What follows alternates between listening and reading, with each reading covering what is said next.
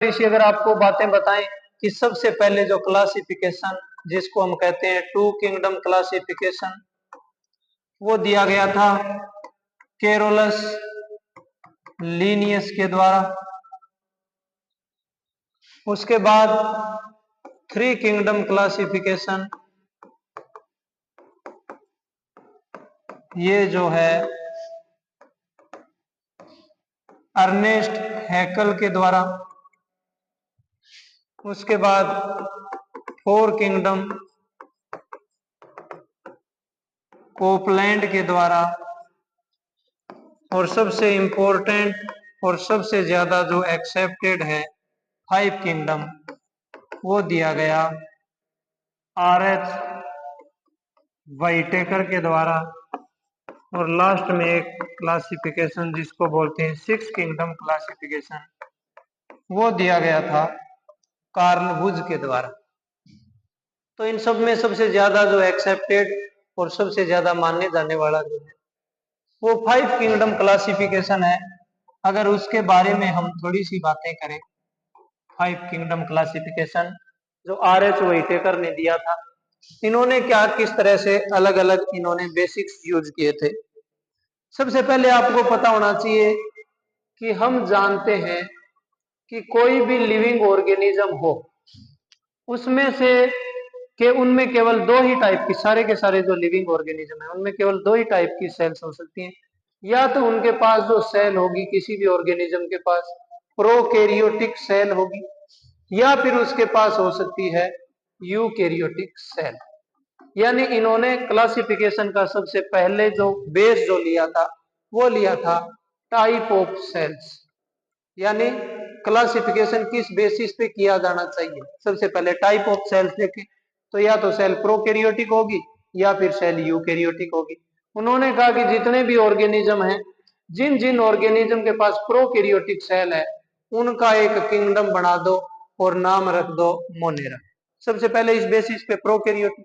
उसके बाद उन्होंने कहा कि जितने भी यूकैरियोटिक ऑर्गेनिज्म आते हैं उनके अंदर हम देखेंगे नंबर ऑफ सेल्स, यानी सेल्स कितनी है। सेल तो पता चल गया यूकैरियोटिक है, लेकिन सेल के नंबर के बेसिस पे या तो कोई हो सकता है ऑर्गेनिज्म यूनिसेल्यूलर या फिर कोई ऑर्गेनिज्म हो सकता है मल्टी सेल्यूलर।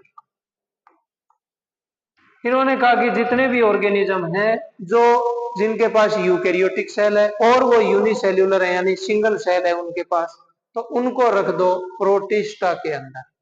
यानी जो नेक्स्ट जो किंगडम बनाया गया वो प्रोटिस्टा बन गया। इसी की बेसिस पे कहा कि तीसरा बेस क्या रखा जाए, नेक्स्ट जो है वो क्लासिफिकेशन किस बेसिस पे किया जाए, तो उन्होंने कहा कि किया जाए वो सेल वॉल के बेसिस पे।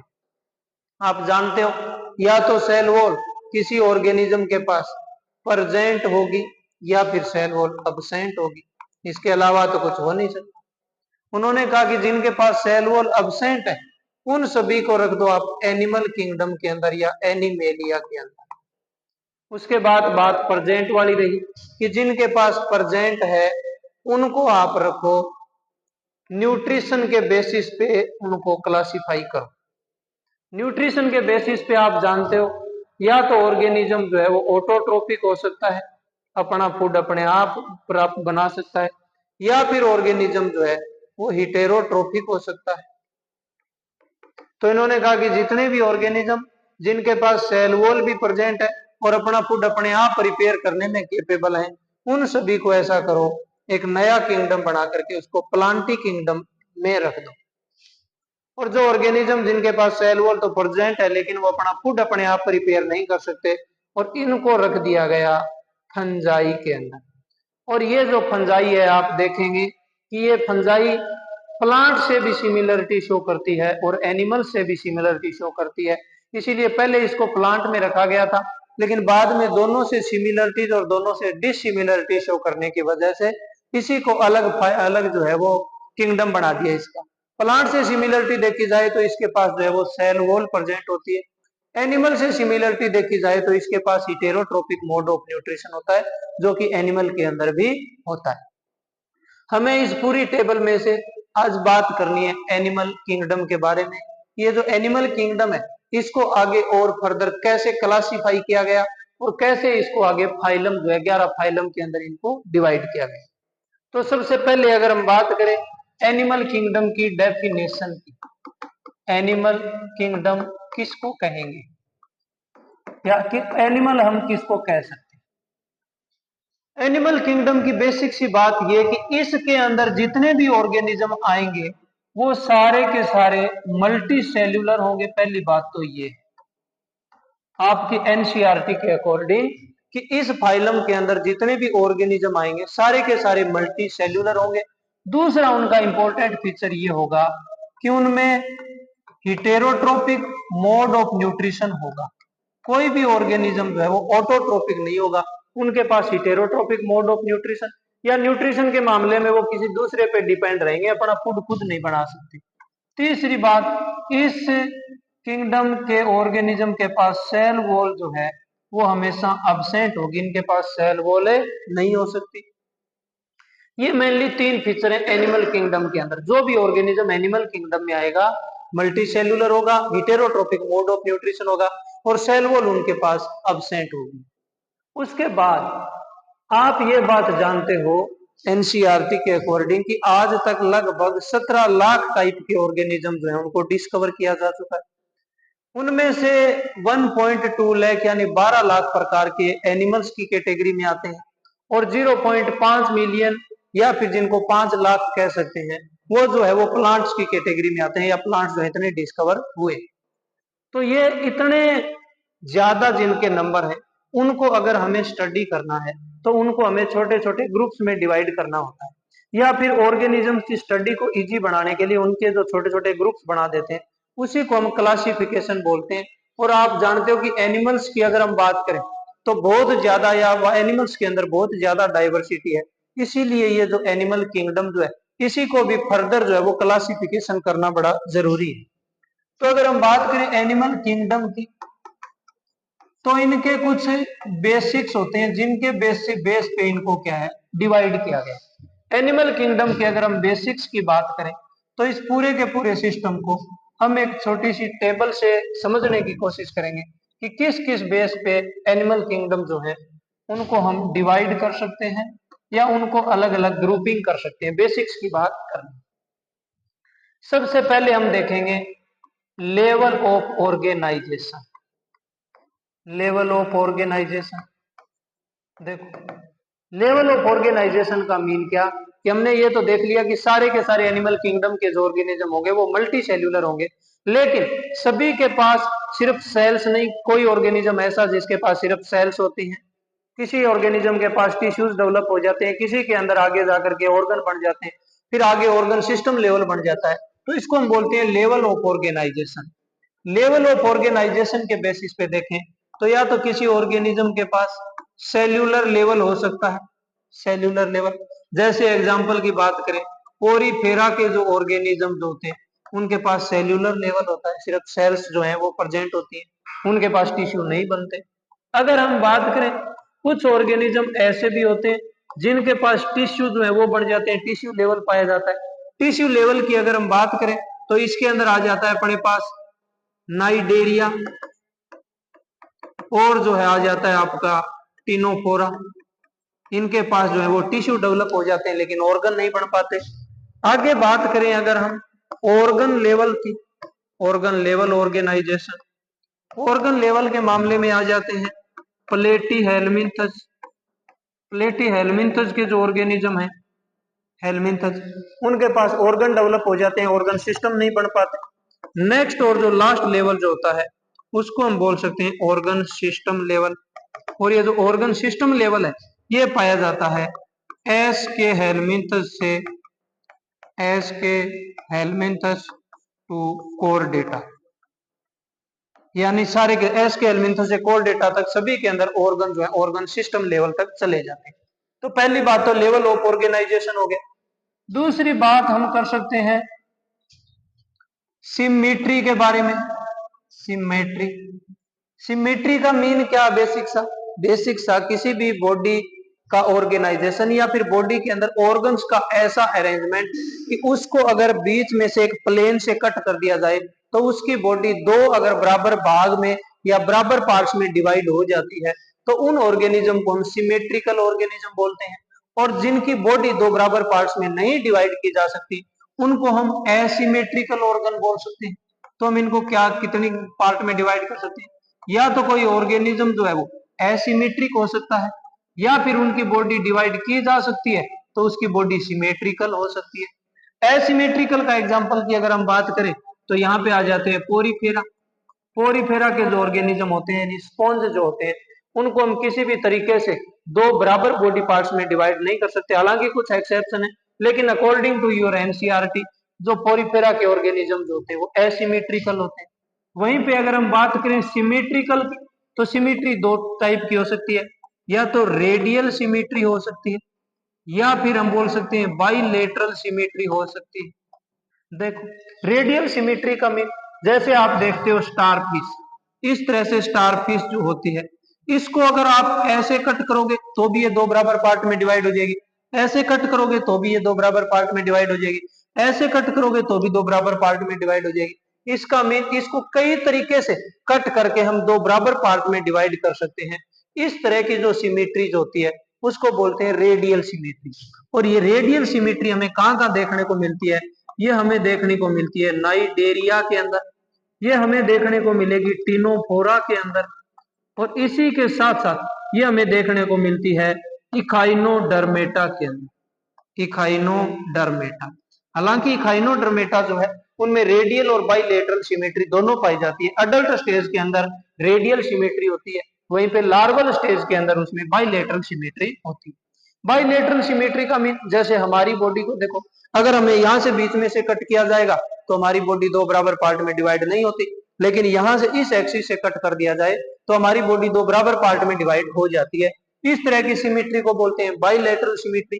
और ये जो बाइलेटरल सिमेट्री जो है ये हमें पाई जाती है प्लेटीहेल्मिन्थस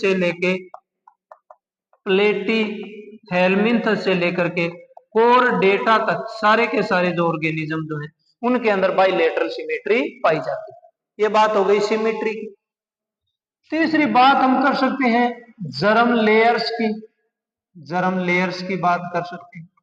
जर्म लेयर्स का मीन क्या, जर्म लेयर्स का मीन कि हमारा जब एम्ब्रियोनिक डेवलपमेंट होता है, आपको पता है कि जब भी रिप्रोडक्शन जो होता है उसके अंदर एक जो है वो मेल से स्पर्म सेल आती है और दूसरी फीमेल से ओवम आता है। इन दोनों के फर्टिलाइजेशन से जस्ट बनता है जाइगोट, और ये जो जाइगोट जो है अपने अंदर सेल डिवीजन करता है माइटोसिस, जिसको क्लीवेज बोलते हैं। और इस जाइगोट के अंदर डेवलपमेंट होता है, कई सारी स्टेज आती है, जैसे पहली स्टेज है उसको मोरूला बोलते हैं, उसके बाद एक स्टेज आती है उसको ब्लास्टूला बोलते हैं, उसके बाद जो स्टेज आती है उसको गैस्ट्रूला बोलते हैं, और इस पूरी प्रोसेस को गैस्ट्रुलेशन बोलते हैं, जर्म लेयर बनने की प्रोसेस को। गैस्ट्रुलेशन या जर्म लेयर्स का मीन कि ये जो सेल्स जो होती हैं ये सारी की सारी सेल इस तरह से तीन लेयर्स के अंदर डिवाइड हो जाती है। इन्हीं तीनों लेयर्स को हम जर्म लेयर बोलते हैं हमारी बॉडी के अंदर। अब ये जो जर्म लेयर तीन होती है, सबसे बाहर वाली को एक्टोड्रम बोलते हैं, अंदर वाली को एंडोड्रम बोलते हैं, बीच वाली को मीजोड्रम बोलते हैं। कुछ ऑर्गेनिज्म ऐसे होते हैं जिनके अंदर सिर्फ एक्टोड्रम और एंडोड्रम दो ही लेयर होती है, कुछ ऑर्गेनिज्म ऐसे होते हैं जिनके अंदर तीनों होती है। तो जर्म लेयर के बेसिस पे जिनके पास केवल दो ही जर्म लेयर्स होती है उनको हम बोलते हैं डिप्लोब्लास्टिक, उनको हम बोलेंगे डिप्लोब्लास्टिक ऑर्गेनिज्म। और जिनके पास तीन जर्म लेयर्स होती हैं उनको हम बोलते हैं ट्रिप्लोब्लास्टिक, ट्रिप्लोब्लास्टिक। अगर बात करें इनके एग्जाम्पल की तो डिप्लोब्लास्टिक जो होते हैं जैसे नाइडेरिया और जो टिनोफोरा के जो ऑर्गेनिज्म जो होते हैं वो डिप्लोब्लास्टिक होते हैं। ट्रिप्लोब्लास्टिक की अगर बात करें तो इनके अंदर हमारे प्लेटीहेल्मिन्थस से लेकर के कोरडेटा तक सारे के सारे जो ऑर्गेनिज्म जो होते हैं वो ट्रिप्लोब्लास्टिक होते हैं जर्म लेयर के बेसिस पे। आगे हम बात कर सकते हैं सिलोम की। सिलोम का बेसिक सा मीन होता है केविटी, खाली जगह, स्पेस। सिलोम का मीन क्या कि जैसे हमारी बॉडी की अगर बात की जाए तो हमारी बॉडी के अंदर इस तरह से, मान लो ये हमारी बॉडी है, सिलेंड्रिकल बॉडी है, इसी के बीचों बीच यहाँ पे देखो इस तरह से हमारे प्रेजेंट होती है एलिमेंट्री कैनाल। अब ये जो बाहर वाली है इसको बोलते हैं बॉडी कैविटी, और इस बीच वाले को बोलते हैं एलिमेंट्री केनाल। इन दोनों के बीच में ये जो स्पेस जो दिखाई दे रहा है इसी को हम बोलते हैं सीलोम या सीलोमिक कैविटी। एलिमेंट्री केनाल को अगर हटा दिया जाए तो इस पूरी जगह को, खाली जगह को बॉडी कैविटी बोलते हैं, और इसके बीच में एलिमेंट्री केनाल आ जाने से एलिमेंट्री केनाल और बॉडी वॉल के बीच का जो स्पेस है उसको बोलते हैं सीलोम या सीलोमिक कैविटी। तो कुछ ऑर्गेनिज्म ऐसे होते हैं जिनके अंदर ये सीलोम जो अब्सेंट होती है, कुछ ऑर्गेनिज्म ऐसे होते हैं इनके अंदर सीलोम तो प्रेजेंट होती है लेकिन वो जो सीलोम है वो मेसोडर्म से लाइंड नहीं होती, तो उनको बोलते हैं स्यूडोसीलोम। और कुछ ऑर्गेनिज्म ऐसे होते हैं कि उनके अंदर सीलोम प्रेजेंट भी होती है, मेसोडर्म से लाइंड होती है, मेसोडर्म से बनती है, उनको बोलते हैं यूसीलोमेट। तो इसके बेसिस पे ऑर्गेनिज्म जो है वो तीन टाइप के हो सकते हैं, या तो एसिलोमेट हो सकते हैं, एसिलोमेट जिनके पास सीलोम नहीं हो सकती, या फिर जिनके पास सीलोम स्यूडोसीलोमेट हो सकते हैं, स्यूडोसीलोमेट जिनको कह सकते हैं, या फिर तीसरे जो हो सकते हैं उनको बोलते हैं यूसीलोमेट। यूसीलोमेट क्या मीन? एसिलोमेट यानी सीलोम अब्सेंट। सीलोम अब्सेंट किसके अंदर होती है? जैसे पोरीफेरा के अंदर, पोरीफेरा से लेकर के प्लेटीहेल्मिन्थस तक, प्लेटीहेल्मिन्थस तक ये जो सीलोम जो अब्सेंट होती है। स्यूडोसीलोमेट किसके अंदर? एस के हेल्मिन्थस के अंदर, एस के हेल्मिन्थस, एस्केरिस जैसे जो ऑर्गेनिज्म होते हैं उनके पास स्यूडोसीलोम प्रेजेंट होती है। यूसीलोमेट जो है वो किसके अंदर होती है? आगे यूसीलोमेट को हम दो कैटेगरी के अंदर डिवाइड कर सकते हैं। एक को बोल सकते हैं साइजोसीलोमेट, साइजोसीलोमेट, और दूसरी को बोल सकते हैं इंटेरोसीलोमेट, इंटेरोसीलोमेट। साइजोसीलोमेट का मीन कि ये जो सीलोमेट जो होती है ये मेसोडर्म में स्प्लिट हो जाने से जो सीलोम बनती है उनको हम साइजोसीलोमेट कहते हैं। एग्जाम्पल की बात करें तो Annelida, Arthropoda, Arthropoda and Mollusca, Annelida, Arthropoda and Mollusca, इन तीनों के पास पाई जाती है साइजोसीलोमेट। और इसके आगे वाले जो तीनों हैं जिनको हम बोलते हैं इकाइनोडर्मेटा, इकाइनोडर्मेटा, हेमिकोर्डेटा एंड कोर्डेटा, इन तीनों के पास होती है इंटेरोसीलोमेट। तो हमने कुछ बेसिक सी बातें करी, उसके बाद और हम बात कर सकते हैं डाइजेस्टिव सिस्टम की। इसी के अंदर आगे हम बात कर सकते हैं, नेक्स्ट जो क्लासिफिकेशन का जो बेस है वो ले सकते हैं हम digestive system. Digestive system, digestive system के बेसिस पे भी ऑर्गेनिज्म जो है दो टाइप के हो सकते हैं, या तो डाइजेस्टिव सिस्टम जो है उनके पास कंप्लीट डाइजेस्टिव सिस्टम होगा या फिर इनकम्प्लीट डाइजेस्टिव सिस्टम होगा। कंप्लीट और इनकम्प्लीट का मीन क्या होता है? देखो, डाइजेस्टिव सिस्टम का मीन अपनी एलिमेंट्री केनाल, एलिमेंट्री केनाल कुछ ऑर्गेनिज्म के पास कंप्लीट, कंप्लीट का मीन उनके पास दो ओपनिंग होती है, एक बाहर वाली ऊपर वाली ओपनिंग जिससे हम इंजेस्ट करते हैं या माउथ जिसको बोल सकते हैं, दूसरी ओपनिंग जो होती है उसको एनस बोल सकते हैं। तो जिनके पास माउथ और एनस दोनों प्रेजेंट होते हैं उनको हम बोलते हैं कंप्लीट डाइजेस्टिव सिस्टम, और जिसके पास केवल सिंगल ओपनिंग होती है उसको हम बोलते हैं incomplete digestive system. Incomplete digestive system की बात करें तो जैसे Platyhelminthes, Platyhelminthes, Cnidaria, Cnidaria, Ctenophora, इनके पास इनकम्प्लीट डाइजेस्टिव सिस्टम होता है। और वहीं पे कंप्लीट का मीन एस के हेल्मिन्थस से लेकर के, एस के हेल्मिन्थस से कोरडेटा तक सारे के सारे जो ऑर्गेनिज्म जो होते हैं उनके पास कंप्लीट डाइजेस्टिव सिस्टम होता है। और इस तरह के सिस्टम को, इस तरह के प्लान को हम एक नाम और देते हैं, tube with in tube body plan. यानी एक छोटा सा हम फीचर जो है यहाँ पे बॉडी प्लान का ले सकते हैं। बॉडी प्लान, बॉडी प्लान का मीन कि हमारी बॉडी के अंदर एक तो बॉडी कैविटी पूरी की पूरी है ही, इसके अलावा इसके अंदर एलिमेंट्री केनाल जो है वो भी अगर प्रेजेंट होती है तो उसके बेसिस पे दो तरह के ऑर्गेनिज्म हो सकते हैं। एक को बोल सकते हैं ब्लाइंड सैक बॉडी प्लान और दूसरे को बोल सकते हैं tube with in tube, tube with in tube.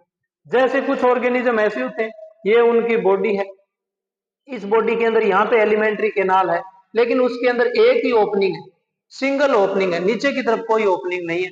इस तरह के प्लान को ब्लाइंड सैक बोलते हैं। दूसरे ऑर्गेनिज्म ऐसे हो सकते हैं जिनके पास एलिमेंट्री केनाल के दोनों तरफ ओपनिंग होती है, इसको हम tube with in tube body plan बोलते हैं।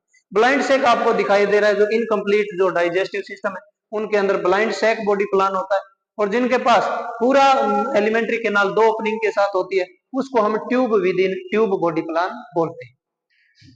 उसके बाद हम नया फीचर एक ले सकते हैं, किसके बारे में हम ले सकते हैं, नोटोकॉर्ड के बारे में।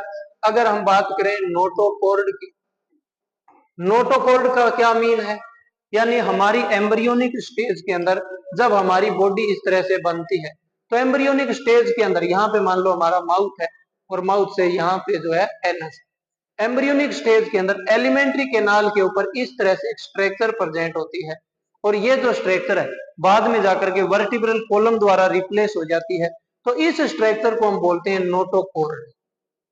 और इसके ऊपर एक और प्रेजेंट होती है जिसको हम बोलते हैं नर्व कॉर्ड, जो आगे जाकर के हमारी बॉडी में स्पाइनल कॉर्ड बनाती है या अपना नर्वस सिस्टम बनाती है, इसको बोलते हैं नर्व कॉर्ड।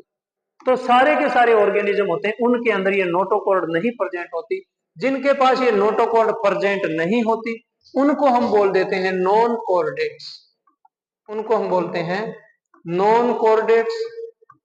और जिनके पास ये नोटोकॉर्ड प्रेजेंट होती है उनको हम बोलते हैं कॉर्डेट्स। नॉन कॉर्डेट्स के अंदर फाइलम आ जाते हैं आपके पोरीफेरा से लेकर के और हेमिकॉर्डेटा तक, हेमिकॉर्डेटा तक सारे के सारे जो ऑर्गेनिजम्स होते हैं उनके पास नोटोकॉर्ड अब्सेंट होती है, और कॉर्डेटा वाला जो फाइलम जो होता है उसके पास नोटोकॉर्ड जो है वो प्रेजेंट होती है। एक और हम इसी तरह से छोटा सा फीचर देख सकते हैं जिसको हम बोलते हैं सेगमेंटेशन। सेगमेंटेशन, सेगमेंटेशन का मीन ये कि कुछ ऑर्गेनिज्म ऐसे होते हैं कि जिनकी बॉडी के अंदर सेगमेंट्स पाए जाते हैं, जैसे आपने एनेलिडा अर्थवर्म को देखा होगा, अर्थवर्म की बॉडी के अंदर इस तरह से बॉडी जो है वो सेगमेंट के अंदर डिवाइडेड रहती है। तो जिनके अंदर सेगमेंट पाए जाते हैं उन बॉडी को सेगमेंटेड बॉडी बोलते हैं, और इस छोटे छोटे सेगमेंट जो है उन्हीं को हम मेटामियर भी बोलते हैं, और इस नेचर को या इस फीचर को हम बोल सकते हैं मेटामेरिज्म, यानी मेटामेरिज्म या मेटामियर या फिर सेगमेंट जो है जिनके अंदर पाए जाते हैं उनको मेटामेरिज्म या मेटामेरिक बॉडी बोलते हैं, सेगमेंटेड बोलते हैं। और ये जो सेगमेंटेशन जो है 3 फाइलम के अंदर पाई जाती है, एनेलिडा, आर्थ्रोपोडा और इसके अलावा कॉर्डेटा। इसके अलावा जितने भी ऑर्गेनिजम्स होते हैं वो सारे के सारे उनकी बॉडी जो है वो नॉन सेगमेंटेड होती है, नॉन सेगमेंटेड बॉडी होती है। तो ये हमने कुछ इनके बेसिक्स फीचर्स की बात करी कि किस किस बेसिस पे हम एनिमल किंगडम जो है उसको क्लासिफाई कर सकते हैं या उनको डिवाइड कर सकते हैं ऑर्गेनिजम्स को बेसिक फीचर्स के आधार पर। और ये जो इन सारी की सारी बेसिक्स के बेस पे हम पूरे के पूरे एनिमल किंगडम को 11 फाइलम के अंदर जो है वो डिवाइड करते हैं। उनमें से सबसे पहला जो फाइलम है जिसको हम बोलते हैं पोरीफेरा, दूसरा जो है उसको बोलते हैं नाइडेरिया, तीसरा जो है उसको बोलते हैं टिनोफोरा, चौथा जो है उसको हम बोलते हैं प्लेटीहेल्मिन्थस, प्लेटीहेल्मिन्थस, पांचवा जो है उसको बोलते हैं एस्केहेल्मिन्थस, एस्केहेल्मिन्थस, छठा जो है उसको बोलते हैं एनेलिडा, सातवां जो है उसको बोलते हैं आर्थ्रोपोडा, आठवां जो है उसको बोलते हैं मोलस्का, नौवां जो है उसको बोलते हैं इखाइनोडर्मेटा, इखाइनोडर्मेटा, 10वां जो है उसको बोलते हैं हेमिकॉर्डेटा, हेमिकॉर्डेटा, और 11वां जो है उसको बोलते हैं हम कॉर्डेटा। अब ये जो फाइलम है इन्हीं फाइलम्स के बारे में हमें एक एक के बारे में पढ़ना है। बेसिक सी बात अगर बताएं, पोरीफेरा जो है इनके अंदर पोर बियरिंग बॉडी होती है। थोड़े थोड़े एक एक एग्जांपल आपको हर किसी का पता होना चाहिए। पोरीफेरा की पोर बियरिंग बॉडी होने की वजह से इनको पोरीफेरा बोलते हैं। इसके अंदर स्पॉन्ज आते हैं। नाइडेरिया की अगर बात करें तो इनके पास स्टिंगिंग सेल होती है स्पेशल टाइप की, जिनको हम नाइडोब्लास्ट बोलते हैं, उसी की वजह से इनको नाइडेरिया बोलते हैं। टिनोफोरा जो है इनके पास बायोल्यूमिनेसेंस की फीचर होती है, बायोल्यूमिनेसेंस की प्रॉपर्टी होती है, यानी रात के अंधेरे में इनकी बॉडी चमकती है, लाइट इमिट करती है, इनको टिनोफोरा बोलते हैं। प्लेटीहेल्मिन्थस जो होते हैं वो फ्लैटवर्म्स होते हैं, यानी चपटे होते हैं, सीधे होते हैं, इसलिए इनको प्लेटीहेल्मिन्थस बोलते हैं। जैसे टैपवर्म जो है, लिवर फ्लूक है। एस्केहेल्मिन्थस की बॉडी जो राउंड वर्म्स बोलते हैं इनको, एस्केरिसिस का एग्जांपल है। एनेलिडा जो है नाम एन्यूल से आया है, जिसका मीन रिंग लाइक स्ट्रक्चर होती है, और उसी के बेसिस पे एनेलिडा बोलते हैं। इसके अंदर एनेलिडा के अंदर अर्थवोरम आता है। आर्थ्रोपोडा जो है इसके अंदर इंसेक्ट आते हैं, क्योंकि आर्थ्रो का मीन जॉइंटेड होता है, पोडा का मीन अपेंडेजेज होता है। मोलस्क का जो है इसके अंदर सॉफ्ट बॉडीड ऑर्गेनिज्म आते हैं, मुलायम ऑर्गेनिज्म आते हैं, जैसे ऑक्टोपस। इकाइनोडर्मेटा, इकाइनो का मीन स्पाइनी होता है, डर्मेटो का मीन स्किन होता है। इनकी जो स्किन जो होती है वो स्पाइनी होती है, कांटेदार होती है या रफ सरफेस होती है, इसीलिए इनको इकाइनोडर्मेटा। इसके अंदर स्टार फिश आ जाती है। हेमिकोल्डेटा की बात करें तो ये जो ऑर्गेनिज्म जो है, पहले इनके अंदर नोटोकॉर्ड जैसी एक स्ट्रक्चर प्रेजेंट थी, जिसको स्टोमोकॉर्ड बोलते हैं। ऐसे लगता था कि ये नोटोकॉर्ड है, लेकिन वो नोटोकॉर्ड नहीं थी। पहले इसको कॉर्डेटा के अंदर रखा गया, बाद में इसको हटा करके हेमिकोल्डेटा अलग से फाइलम बना दिया गया। बेलेनोग्लोसस, सेकोग्लोसस इसके एग्जांपल। कोर डेटा जो है जिनके पास नोटोकॉर्ड प्रेजेंट होती है, उनको हम कोर डेटा बोलते हैं। तो इनके बारे में पहले तो आपको ये पूरे के पूरे 11 फाइलम याद करने, उसके बाद एक एक एग्जांपल कम से कम आपको इनके साथ याद होना चाहिए। उसके बाद हम एक फाइलम की आज बात कर ही लेते हैं, छोटी सी। सबसे पहले अगर हम बात करें पोरीफेरा फाइलम की, पोरीफेरा, देखो पोरीफेरा का क्या मीन है। अभी आपको बताया था कि पोरीफेरा के जो ऑर्गेनिज्म होते हैं, इनके पास पोर बियरिंग बॉडी होती है, पोर बियरिंग बॉडी, और उन्हीं छोटे छोटे पोर्स की प्रेजेंस की वजह से इनको पोरीफेरा जो है वो बोला गया। जनरली इसके अंदर आते हैं स्पॉन्जेज, स्पॉन्जेज आते हैं। तीसरी बात अगर करें तो इनके पास जो है एक स्पेशल सिस्टम प्रेजेंट होता है, जो इसका कैरेक्टरिस्टिक फीचर है, जिसको हम बोलते हैं water canal system, water canal system. अब ये जो वाटर केनाल सिस्टम है, इसका मीन क्या कि इनकी बॉडी जो होती है इस तरह से होती है। इनके अंदर एक ओपनिंग होती है, यहाँ पे छोटे छोटे बहुत सारे ओपनिंग्स होते हैं, छोटे छोटे होल्स होते हैं, जिनके द्वारा पानी इनके अंदर जाता रहता है, और बीच में इस तरह से खाली जगह होती है, जिसको स्पॉन्जोसील बोलते हैं। ये जो छोटी छोटी ओपनिंग जहां से वाटर अंदर जाता है, उनको हम बोलते हैं ओस्टिया। जहां से पानी बाहर आता है उसको बोल देते हैं ओस्क्यूलम, और ये बीच में जो कैविटीज होती है इसको बोलते हैं स्पोंजोसील, स्पोंजोसील। और ये जो स्पोंजोसील होती है, यहाँ पे स्पेशल टाइप की सेल्स होती हैं, जो सेल्स वाटर करंट जनरेट करती है, उन सेल्स को बोलते हैं कोएनोसाइट्स, कोएनोसाइट्स। और ये जो पूरा सिस्टम है कि ओस्टिया के थ्रू वाटर अंदर जाता है, स्पोंजोसील के अंदर से होता हुआ ओस्कुलम से बाहर चला जाता है, ये एक जो सिस्टम जो बनता है उसको बोलते हैं वाटर केनाल सिस्टम। और ये जो वाटर केनाल सिस्टम जो है, ये क्या क्या काम करता है। पहला बात तो फूड के डाइजेशन में हेल्प करता है, दूसरा ये रेस्पिरेशन में हेल्प करता है, फूड के डाइजेशन और रेस्पिरेशन में हेल्प करता है। जो भी वाटर के साथ फूड मटेरियल आता है उसको इंटेक कर लेता है, और साथ में ऑक्सीजन लेकर के रेस्पिरेशन में हेल्प करता है। इनकी जनरल बॉडी सरफेस से रेस्पिरेशन होता है। ये इनके पास एक यूनिक सिस्टम होता है। एक होता है वाटर वेस्कुलर सिस्टम, वो हम इकाइनोडर्मेटा के अंदर पढ़ेंगे। इसके अलावा पोरीफेरा के अंदर और क्या क्या फीचर हो सकते हैं। इनके जो ऑर्गेनिज्म जो होते हैं वो सेसाइल होते हैं। सेसाइल का मतलब होता है कि वो एक ही जगह सरफेस से अटैच रहते हैं, वो जो है वो मूवमेंट या लोकोमोशन शो नहीं करते, not show locomotion, not show locomotion. और अगर हम इनके बारे में बात करें तो ये जो ऑर्गेनिज्म जो होते हैं, इनके पास सेक्सुअल रिप्रोडक्शन होता है, सेक्सुअल रिप्रोडक्शन करते हैं। हालांकि इनके अंदर ऑर्गेनिज्म जो है वो हर्माफ्रोडाइट होते हैं, मेल और फीमेल जो सेक्सुअल पार्टनर जो होते हैं, या मेल या फीमेल जो सेक्सुअल ऑर्गन होते हैं, वो एक ही ऑर्गेनिज्म के अंदर होते हैं, उसको हम बोलते हैं हर्माफ्रोडाइट, हर्माफ्रोडाइट। और इनके पास सेक्सुअल रिप्रोडक्शन होता है, इंटरनल फर्टिलाइजेशन होता है, फर्टिलाइजेशन जो है वो इंटरनल होता है। सेक्सुअल के अलावा ये एसेक्सुअल रिप्रोडक्शन भी करते हैं, एसेक्सुअल रिप्रोडक्शन भी करते हैं। और एसेक्सुअल रिप्रोडक्शन की जो मेथड जो होती है वो बडिंग से होती है, इंटरनल बडिंग या आउटरनल एक्सटर्नल बडिंग जो है वो प्रेजेंट होते हैं। इंटरनल बडिंग जो होती है उनको हम जेम्यूल्स बोलते हैं, और उस प्रोसेस को जेम्यूलेशन बोलते हैं।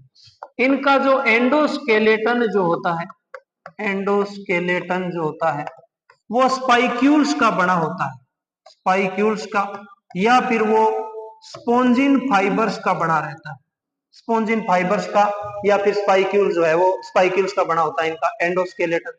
इसके बारे में और अगर हम कुछ बेसिक फीचर्स की बात करें इस फाइलम के ऑर्गेनिजम्स की, बेसिक फीचर्स का मीन अगर हम देखें level of organisation, level of organisation जो है वो इनके पास सेल्यूलर लेवल होता है, यानी सिर्फ सेल्स पाई जाती हैं, सेल्स मिलकर के टिश्यू नहीं बनाते। अगर हम इनकी बात करें सिमिट्री की, तो सिमिट्री के मामले में ये जो ऑर्गेनिज्म जो होते हैं एसिमेट्रिकल होते हैं, यानी कोई सिमिट्री इनके अंदर नहीं पाई जाती। बात अगर करें हम सिलोम की, तो सिलोम भी इनके पास अब्सेंट होती है, एसिलोमेट होते हैं। अगर हम बात करें जर्म लेयर्स की, जर्म लेयर्स की बात करें तो ये जर्म लेयर के मामले में डिप्लोब्लास्टिक होते हैं। और एक्टोड्रम और एंडोड्रम के बीच में एक और जिलेटिनियस मैट्रिक्स प्रेजेंट होता है जिसको हम बोलते हैं मीजोहाइल, या फिर इसी को बोल सकते हैं मीजोगलिया, मीजोगलिया। अगर हम बात करें इनके अंदर डाइजेस्टिव सिस्टम की, तो डाइजेस्टिव सिस्टम जो है इनके पास अब्सेंट होता है, कोई डाइजेस्टिव सिस्टम नहीं होता। बात करें अगर सर्कुलेटरी सिस्टम की, तो वो भी इनके अंदर अब्सेंट होता है, सर्कुलेशन का भी कोई मामला नहीं है। अगर हम बात करें इनके पास नोटोकॉर्ड की, तो नोटोकॉर्ड तो इनके अंदर हो ही नहीं सकती क्योंकि नॉन कॉर्ड के अंदर आते हैं, तो नोटोकॉर्ड भी अब्सेंट होता है। सेगमेंटेशन की बात करें तो सेगमेंटेशन भी इनके पास अब्सेंट होता है, यानी सेगमेंटेड बॉडी नहीं होती। और लास्ट में इस फाइलम के हम ऑर्गेनिज्म के अगर एग्जाम्पल की बात करें तो इसके अंदर मेनली 3 एग्जाम्पल आपकी एनसीईआरटी में दिया हुआ है। एक जो है लिखा हुआ है स्काइफा, स्काइफा। एक को बोला हुआ है यूस्पोंजिया, यूस्पोंजिया। ये जो यूस्पोंजिया होता है इसको हम बाथ स्पॉन्ज बोलते हैं, बाथ स्पॉन्ज बोलते हैं। एक जो नाम लिखा हुआ है स्पोंजिला, और ये जो स्पोंजिला जो है ये फ्रेश वाटर स्पॉन्ज होता है, फ्रेश वाटर स्पॉन्ज होता है। इसका मीन हमने पोरीफेरा की बात करी, कुछ बेसिक फीचर्स की बात की, और इसके कुछ जो है और भी हम फीचर्स की बात करी, स्पेसिफिक फीचर्स की। उम्मीद करते हैं आपको चीजें समझ आई होगी। इसी तरह से हम नेक्स्ट नाइडेरिया के बारे में बात करेंगे। जय हिंद, जय भारत।